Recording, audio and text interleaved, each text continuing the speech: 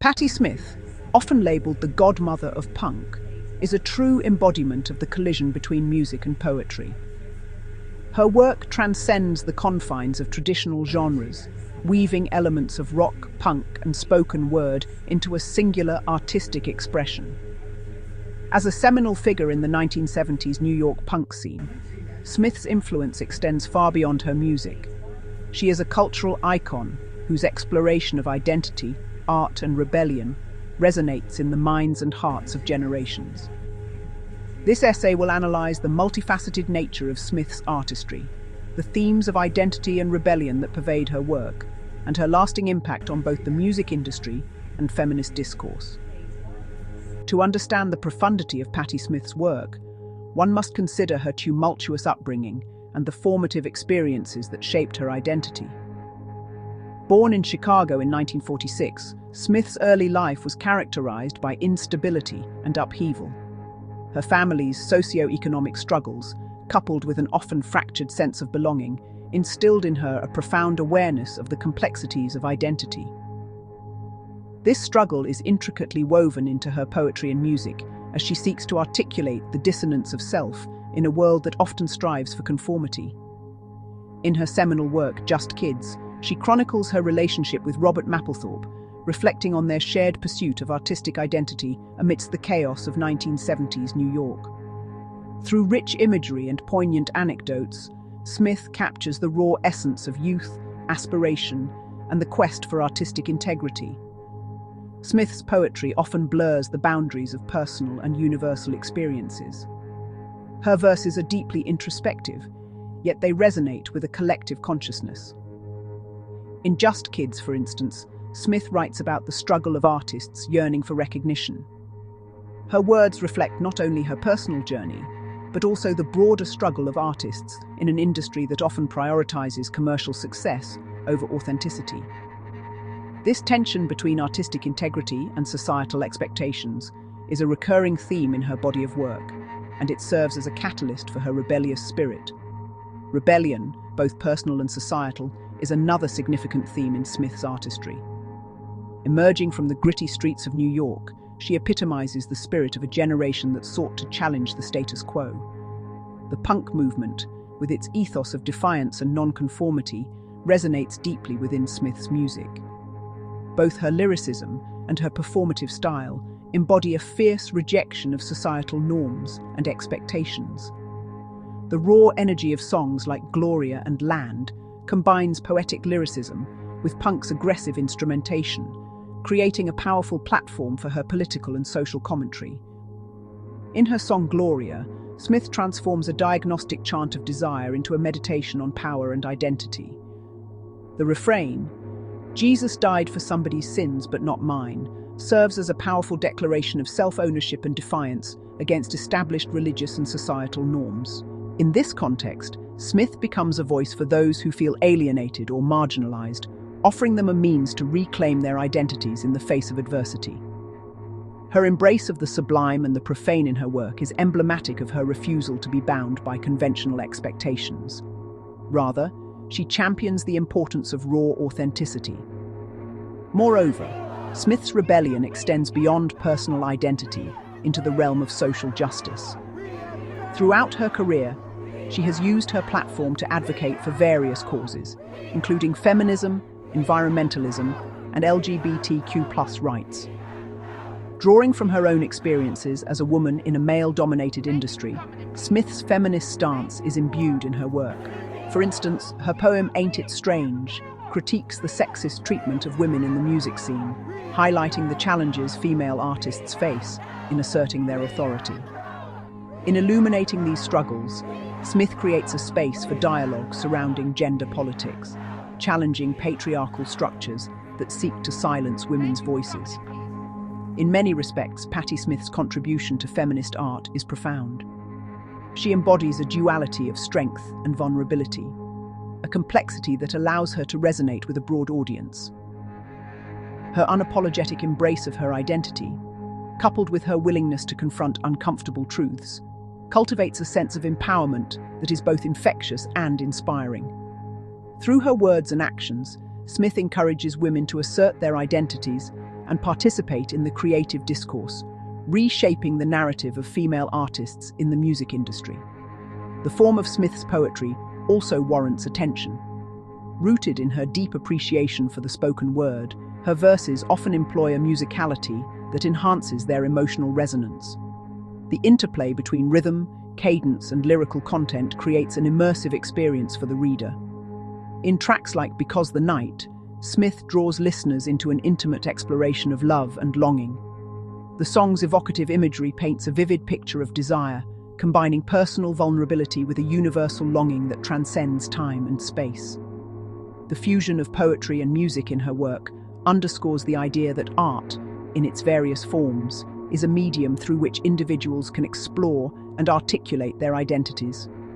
Moreover, Smith's performance style is a crucial element of her artistry. As an artist, she brings a raw, unfiltered energy to her live shows that captivates audiences. Her performances are not merely musical presentations, they are visceral experiences that invite spectators into her world. She channels her personal experiences, infusing them with a sense of urgency that compels listeners to engage with the themes she explores. The theatricality of her performances echoes the spirit of punk rock, a genre that celebrates the fierceness of individual expression. Yet it is important to acknowledge the evolution of Smith's work. While her early music epitomizes a sense of youthful rebellion, her later projects reflect a maturation of her artistic voice. In albums such as Banger and Gone Again, Smith confronts themes of loss, memory, and mortality. These works reveal a profound introspection as she grapples with her identity as an artist and a woman in an ever-changing landscape. The passage of time weighs heavily on her artistry, imbuing her work with a sense of poignancy that resonates deeply with audiences. The significance of Patti Smith's impact on contemporary culture cannot be overstated. Her contributions to music, poetry, and feminism have inspired countless artists and activists. By breaking down barriers and challenging conventions, she has paved the way for generations of women in the arts. The sense of empowerment she instills in her audience serves as a testament to the importance of authenticity and self-expression. In a world often characterized by division and conformity, Smith's artistry urges individuals to seek their truths and embrace their identities fully. In conclusion, Patti Smith's legacy is a rich tapestry woven from the threads of identity, rebellion, and artistic integrity. Her work is a profound exploration of the human experience, inviting audiences to reflect on their own struggles and aspirations. Through her poetry and music, Smith has transcended the limitations of genre, creating a distinct voice that echoes across generations. As a feminist icon and a trailblazer in the punk movement, Patti Smith's influence continues to reverberate, reminding us of the transformative power of art and the importance of embracing one's identity in the face of adversity. In her enduring quest for authenticity and self-expression, Patti Smith stands as a beacon of hope for all individuals striving to carve their paths in a world that often demands conformity. Patti Smith's journey is emblematic of the transformative power of art. It reflects not only the struggle of an artist, but resonates as a broader narrative of human resilience and ingenuity. As we continue to grapple with the complexities of identity and the nuances of rebellion, her work serves as a guiding light, encouraging us to question, to reflect, and to celebrate the multifaceted nature of our existence.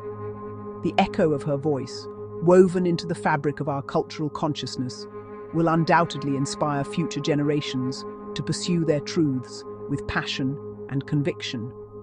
Patricia Lee Smith was born on December 30th, 1946, in Chicago, Illinois, the eldest of 4 children in a working-class family. Her father, Grant Smith, worked on an assembly line, and her mother, Beverly, was a waitress and later a singer. When Patti was still young, the family moved to Philadelphia and then to Pitman, New Jersey, and finally to the small town of Woodbury, where Patti spent most of her childhood and adolescence. The family struggled financially, living in circumstances that were often precarious, and Patti grew up acutely aware of what it meant to be poor in America, to have aspirations that seemed impossible given the limitations of her circumstances. From early childhood, Patti was different, She was awkward and gangly, suffering from various illnesses, including scarlet fever and tuberculosis-like symptoms that kept her bedridden for long stretches. These periods of illness became formative, as she spent them reading voraciously. Everything from the Bible to French poetry, to detective novels. Books became her escape and her education, opening worlds far beyond the confines of Woodbury. She was drawn to artists and poets who lived outside conventional society, romantics and visionaries who chose art over security. She worshipped figures like Arthur Rimbaud, William Blake, and Bob Dylan, seeing in them a template for a different kind of life. Patti was also deeply religious as a child, influenced by her mother's devotion. She experienced religious ecstasy and visions, and seriously considered becoming a missionary. This spiritual intensity never entirely left her, though it transformed over time from conventional Christianity into something more personal and syncretic, blending mysticism, poetry, and her own fierce belief in the redemptive power of art. Even as she rejected organized religion, she retained a sense of the sacred and an almost religious devotion to artistic calling. At 16, Patti became pregnant by a boy she had dated. Abortion was illegal, and her family, particularly her strict Jehovah's Witness father, could not countenance her keeping the child as an unwed mother. She was sent away to stay with former neighbors in another town, where she gave birth to a daughter in 1963. The baby was immediately given up for adoption. Patti has rarely spoken about this experience in detail, but it clearly marked her profoundly. The loss of her daughter, the shame she was made to feel, and the powerlessness of being a young woman with no options left scars that informed her later fierce independence and her empathy for outsiders and the dispossessed. After graduating from high school, Patti briefly attended Glassboro State Teachers College, but dropped out, unable to see herself in that conventional path. She worked in factories, the same assembly line work her father did, which only reinforced her desperation to escape. In 1967, at 20 years old, she left New Jersey for New York City with almost no money and no real plan, beyond a determination to become an artist. She arrived in Manhattan and immediately gravitated to the world she'd read about. The bohemian downtown scene centered around Greenwich Village and the East Village. In New York, Patti lived in poverty, sleeping in parks and doorways at times, taking whatever odd jobs she could find. She met Robert Mapplethorpe in the summer of 1967, and they began one of the most significant relationships of either of their lives. Robert was also young, broke, and searching, trying to figure out who he was and what kind of artist he might become. They moved into the Chelsea Hotel together, sharing a tiny room and subsisting on almost nothing. They were lovers, collaborators, best friends, and mutual inspirations, pushing each other toward their respective visions of art. Patti and Robert's relationship was intense and all-consuming, but also complicated by Robert's emerging understanding of his own sexuality. He was attracted to Patti, loved her deeply, but was also increasingly aware that he was primarily attracted to men. This created tensions that they navigated with varying degrees of success. Patti loved Robert absolutely and tried to accommodate his needs, but the sexual dimension of their relationship became increasingly fraught. Eventually, they transitioned from lovers to something more like artistic soulmates and chosen family, remaining devoted to each other even as they pursued other relationships. During these years at the Chelsea Hotel and in the downtown art scene, Patti was writing poetry, performing occasionally, and figuring out her artistic voice. She had relationships with other artists and musicians, including the playwright Sam Shepard, with whom she had an intense affair and collaborated on a play. Sam was married, making the relationship impossible, but it was passionate and creatively fertile while it lasted. Patti was drawn to men who were artists and visionaries, people who shared her intensity and her commitment to living for art. Robert Mapplethorpe introduced Patti to the photographer and art director who would help shape her image, and he encouraged her to perform her poetry publicly. She began doing readings, initially accompanying herself on simple instruments or performing to recorded music. Her performances were unlike anything else happening at the time, combining beat poetry, rock and roll attitude, and a kind of shamanic intensity. She was gangly and awkward physically, nothing like conventional ideas of female beauty or femininity. But on stage she was magnetic, channeling something primal and powerful. In 1974, Patti met Fred "Sonic" Smith, guitarist of the Detroit proto-punk band MC5. But their connection, though immediate, didn't immediately become romantic. That same year, she formed the Patti Smith Group with guitarist and former lover Lenny Kaye, pianist Richard Soule, bassist Ivan Crowell, and later drummer J.D. Doherty. They began playing at CBGB and other downtown clubs, and Patti's performances became legendary. She was creating a new template for what a female rock performer could be, refusing conventional femininity, incorporating poetry and improvisation, and performing with an intensity that was both intellectual and visceral. The band's first album, Horses, released in 1975, with the iconic Robert Mapplethorpe cover photograph, was a landmark. Patti appeared on the cover in a white shirt and black jacket slung over her shoulder, staring directly at the camera with an androgynous confidence that challenged every assumption about how women in rock should look and present themselves. The album itself was revolutionary, merging poetry, punk attitude, and rock and roll in ways that influenced countless artists who came after. As Patti's fame grew, she continued her relationship with Fred Smith, which deepened despite the geographical distance between them. Fred was living in Detroit, mostly retired from music, working odd jobs and raising his young son from a previous marriage. He was the opposite of the art world figures Patti usually gravitated toward, a working-class guy from Detroit who loved music but wasn't interested in fame or the rock and roll lifestyle. Perhaps this groundedness was what attracted Patti, who, despite her public persona as a rock priestess, was still a working-class kid from New Jersey who valued authenticity and simplicity. In 1979, Patti fell off a stage in Tampa, Florida, breaking her neck vertebrae and requiring extensive recovery. The accident forced her to stop touring and gave her time to reassess her life. She was exhausted from the demands of touring and recording, and she was increasingly drawn to the idea of a more conventional life with Fred. In 1980, she and Fred married in a simple ceremony, and Patti made the shocking decision to retire from music and move to Detroit to live as Fred's wife and stepmother to his son. For 16 years, Patti largely disappeared from public life. She and Fred had 2 children together, a son Jackson and a daughter Jessie, and Patti devoted herself to domestic life in a modest house in suburban Detroit. To the outside world, particularly to fans and critics, this seemed like an inexplicable abdication, a betrayal even of everything she'd represented. But for Patti, it was a conscious choice to experience a different kind of life, to be a mother and wife, to live quietly and simply.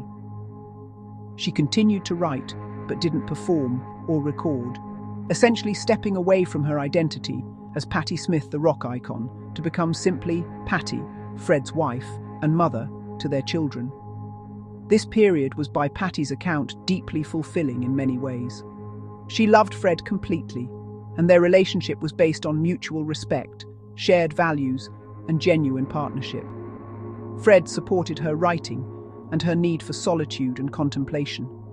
They lived modestly, despite Patti's continued royalties from her music, gardening, reading, raising their children in relative normalcy. Patti has spoken about those years with fondness, describing the pleasure of ordinary domestic life, of being present for her children, in ways her own parents hadn't always been able to be for her. But this period of domestic contentment was shattered by tragedy. In 1994, Fred was diagnosed with heart disease. His health declined rapidly, and he died in November of that year at the age of 45. Patti was devastated. Fred had been her anchor, the person who made the quiet life possible and meaningful. His death left her unmoored, suddenly a widow at 47 with 2 teenagers to raise alone. Before she could fully process this loss, more tragedy struck. Robert Mapplethorpe, who had remained one of her closest friends despite the complications of their early relationship and his own fame as a photographer, had been dying of AIDS. Patti had been with him through much of his illness, and he died in March 1989. Then her brother Todd, who had been the keyboard player in her band, died suddenly in 1994, shortly before Fred, and in 1995, her pianist and close friend Richard Soule, known as DNV, Death in Venice, also died unexpectedly. Within a few years, Patti lost 4 of the people most important to her. These losses forced Patti back into the world and back to her art. She needed money to support her children, and she also needed something to give meaning to her grief. She returned to performing, first tentatively, and then with increasing commitment. Her album, Gone Again, released in 1996, was suffused with grief and loss, but also with resilience and a kind of hard-won wisdom. She was in her late 40s, no longer the angry young poet of horses, but a woman who had lived through love and loss and was trying to make sense of it all through her art. Patti returned to New York, settling eventually in the East Village, raising her children while rebuilding her career. She performed and recorded, wrote books including the acclaimed memoir, Just Kids, about her relationship with Robert Mapplethorpe, and gradually became an elder stateswoman of punk and poetry. Her children grew up, and she maintained close relationships with both of them. Jackson became a musician, and Jesse became involved in environmental activism, both reflecting Patti's values and influence. Throughout the decades since Fred's death, Patti has remained single. She has spoken about Fred as the love of her life, and while she's had friendships and collaborations with men since then, she hasn't remarried or spoken about any significant romantic relationships. It's as if that chapter of her life closed with Fred, and she's content to focus on her art, her children and grandchildren, and her various projects and causes. Patti has become increasingly devoted to activism and social justice as she's aged. She's spoken out on environmental issues, human rights, and political causes, using her platform to advocate for the things she believes in. She maintains a simple lifestyle, living modestly despite her icon status, often photographed in the same black coat and simple clothes, more concerned with books and ideas than with material possessions or luxury. Her relationship with her children appears to be central to her life.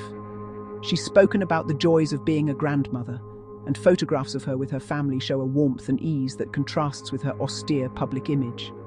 She managed to give her children something she herself hadn't had growing up, a sense of security and support for their own paths, while also transmitting her values of artistic integrity, social consciousness, and the importance of living authentically. In her later years, Patti has also reconnected with her daughter, the child she gave up for adoption in 1963. The reunion happened decades after the adoption, and while Patti has spoken about it only minimally, she's acknowledged the relationship and the healing it brought to close a wound that had never fully healed. Patti Smith's personal life has been marked by extraordinary resilience in the face of loss and by a remarkable consistency in her values and commitments. She came from poverty and created herself as an artist through sheer determination and belief in the transformative power of art. She loved deeply and lost profoundly, experiencing both the ecstasy of creative partnership with Robert Mapplethorpe and the domestic contentment of her marriage to Fred Smith, as well as the devastating grief of losing both men and others close to her. What distinguishes Patti is perhaps her refusal to choose between seemingly incompatible identities. She was simultaneously the punk poet and the suburban housewife, the fierce feminist who rejected conventional femininity, and the devoted mother who chose domesticity over fame. She was spiritual without being religious, political without being dogmatic, famous without being a celebrity in the conventional sense. She maintained her artistic integrity while also living in the real world, raising children, paying bills, dealing with loss and disappointment, and the ordinary struggles of life.